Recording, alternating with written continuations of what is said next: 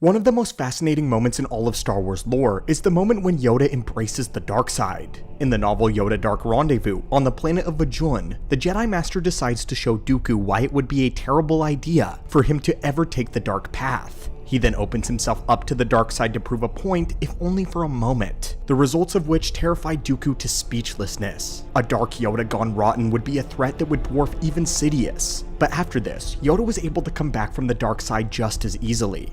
The whole ordeal made Dooku wonder if Yoda had actually toyed with the dark side at some point before. Well, my friends, we've discovered that we can confirm that Yoda has. Greetings, lore junkies, and welcome back to the archives. In our research, we have discovered a deleted scene from Attack of the Clones and its screenplay that shows Yoda cautiously using the dark side. This all remains a part of the lore, however, as it appears in the novel for Attack of the Clones. Today's video, we are going to explore not only why Yoda chose to use the dark side, but how it actually impacted the entire Jedi Order as a result. So my friends, let's begin. A key element of the Clone Wars that relates to the fate of the Jedi as a whole was their diminished ability to see into the future. This is referenced in a few lines of dialogue only between Master Yoda and Mace Windu. Yoda mentioned before in The Phantom Menace how the dark side clouds everything, and when those energies are at play, it can be difficult for a Jedi to truly discern the truth about a situation or peer into the future accurately. But during the events of the Attack of the Clones, Sidious would lower a veil of the dark side across the Force. This veil affected every being, not only those in the Jedi, but all who use the light. For the entirety of the Clone Wars, no one in allegiance with the light side was capable of piercing this veil unless through very special circumstances. Only those allied with the dark side were capable of seeing through what Sidious and Plagueis had established.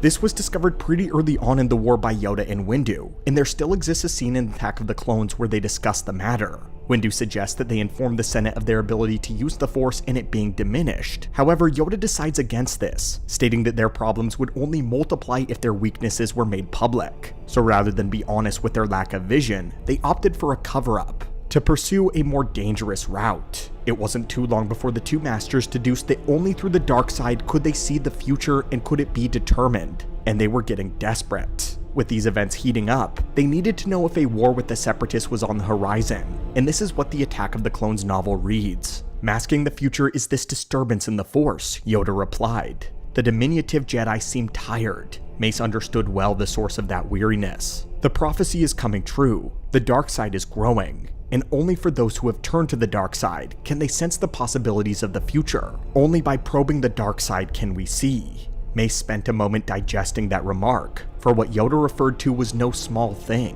Not at all.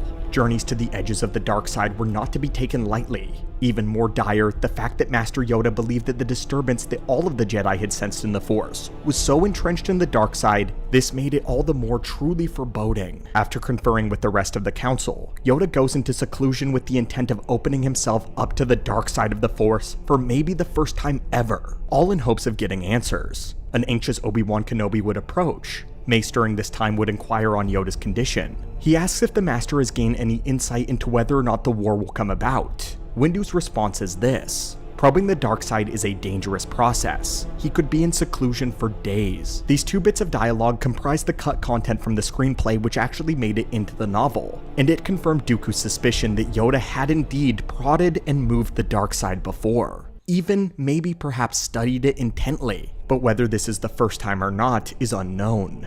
The Grand Master has 800 years of undisclosed history as a Jedi, so it's anyone's guess as to how much experience he has directly studying the dark side. But the Grand Master approached it with care and caution. He kept himself away from other Jedi, isolating himself in a meditation chamber, and keeping the other Jedi away. He did not take shortcuts or rush the process of experiencing the dark side. He allowed for the fact that he could be in this meditation wrestling with the darkness for several days. Knowing Yoda, we can imagine that he wasn't immersing himself in the dark side completely, but rather sort of tying a rope of light around his waist before very carefully treading the edge of the shadow. Unfortunately, we aren't entirely sure what all Yoda learned from this exploration, but if you look at the evidence, it's apparent that Yoda seemed prepared for the incoming war, which means that he must have gained the insight that he desired from the darkness. The reason we say this is Yoda was ready and prepared to go check out the clone army on Kamino upon their discovery, and based on the timeline of events, it was mere hours between Yoda leaving Coruscant and the battle in the arena. Calculating hyperspace travel, Yoda couldn't have been on Kamino for more than a few hours, if that. That's not entirely enough time for him to conduct any sort of investigation, but it is enough time to load up the troops to the carriers. This means that he was on top of the deployment as soon as he arrived. He rounded up the 200,000 ready units and made a break for Geonosis, arriving literally just in time to save the survivors of the arena battle, almost as if he knew all along what would happen. This Deus Ex Machina arrival is not mere happenstance. This is theory territory, but we believe that Yoda was fully aware of the Battle of Geonosis before it happened, because of how many Jedi died there. We don't think he knew the arena attack was going to be a dramatic failure, but it's clear that, at the very least, the Darkseid revealed to him that the Clone Wars would indeed begin on Geonosis. And so rather than just make a normal investigation, he rushed to Kamino to round up the army that was already ready for the Jedi, and then put them into action as quickly as possible. The implications of these meetings and Yoda's actions following have a broader impact on the lore and the Jedi Order as a whole. The biggest thing that it fully confirms is our long-running theory that only Darksiders could pierce Sidious's veil, hence why Darth Maul and Pong Krell were aware of the new coming order. It also explains why so many Jedi were beginning to fall to the dark side during the Clone War. The war itself was nothing but non-stop terror, so there was an aspect of trauma that many Jedi had to deal with. Some went to the dark side out of grief over loss, or pure madness from the violence of it all. But many began to scratch and scrape around for any kind of hope that the future would be better than this, than the war. And when they allowed themselves to feel selfish emotions of self-preservation, the dark side granted them an indication that the war would end. But at the cost of the Jedi. Jedi were motivated to embrace the dark side because they saw that the Jedi were on the brink of extinction. Their betrayal was because they were clinging to any hope of survival, however bleak that survival seemed. But what's interesting to us is that it seems that one's experience or immersion with the dark side directly influences how much they can perceive the future. In Yoda's case, he was too cautious to do anything more than brush against the penumbra of the dark side, and so he only found out that the Clone Wars were indeed going to happen and where they would start, Geonosis. Barriss Offee embraced dark emotions when she began to disagree with the Jedi and their place in the war. It's apparent that she didn't actively peer into the dark side for answers, but it seemed that she got a few of them nonetheless. Barriss seemed instinctively certain that the path the Jedi were on would lead them to ruin, certain enough to betray them all, including her friend Ahsoka Tano. Pong Krell did pursue the dark side and received visions of a coming new order. However, he was not as trained in the dark side and had to hide his new allegiance from the rest of the Jedi. This meant that he didn't have time to pursue it as in-depth as he desired. Therefore, he had no knowledge of Darth Sidious and believed that it was Dooku who would win the war for the Confederacy and destroy the Jedi Order. So Pong Krell sought to help him in that mission and become his apprentice, ruling alongside him in Dooku's new galactic order. And finally, Maul was a Sith-trained individual who never stopped being fully submerged in the darkness for his entire life. His clarity was such that he was shown to have a full deciphering of his master's plans, knowing of the coming Empire, and even more, that Anakin Skywalker was at the center of it all. He had so many answers given to him that he would only try to team up with Ahsoka to destroy Anakin so that he could wreck his master's plans and then save the galaxy in the process. We mentioned earlier that there are special cases in which Lightsiders may not need to immerse themselves in the dark side to gain clarity and vision. And this has to do with the idea of their proximity to the dark side. It seems to us that if a Force user of any allegiance were to visit a dark side nexus, they could attain all the visions that they wanted. The potency of the location overrides whatever restrictions are placed on them due to their affiliation with the light. This happens on two separate occasions that we can point to.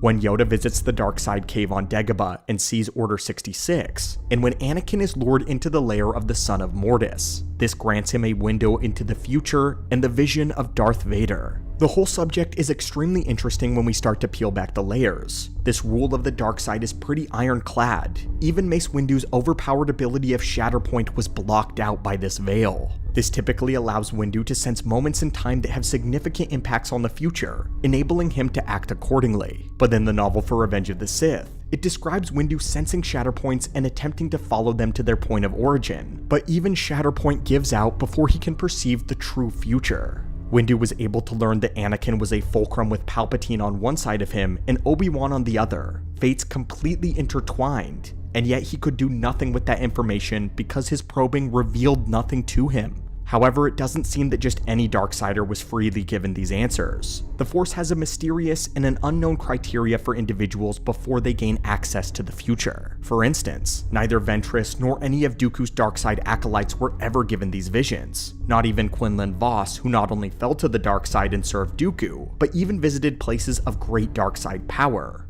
He went all the way to Korriban, the home planet of the Sith, and interacted with the Dark Holocron. The Dark Holocron being one of the most powerful Sith artifacts in history. And yet, he was still blindsided to Order 66 as was every other Jedi. We believe that the Force perhaps only reveals these things to those who play a pivotal role. But Ponkrell lived and died inconsequentially. As they say, the Force works in mysterious ways. The dark side is even more mysterious, as it simply wishes to use people for unknown purposes. But anyway guys, this is what happened when Yoda used the dark side for the first time in the lore, and how it totally shook up the galaxy from that point forward. It redefined how the Jedi looked at the war and looked at the dark side. We're always super excited when we uncover new information that confirms our theories. And when we found this one, we couldn't wait to bring it to you. So if you enjoyed this explanation and the breakdowns in the lore, be sure to hit that subscribe button so that you don't miss our daily Holocron uploads. Until next time, my friends and fellow lore junkies, may the Force be with you and have a phenomenal day.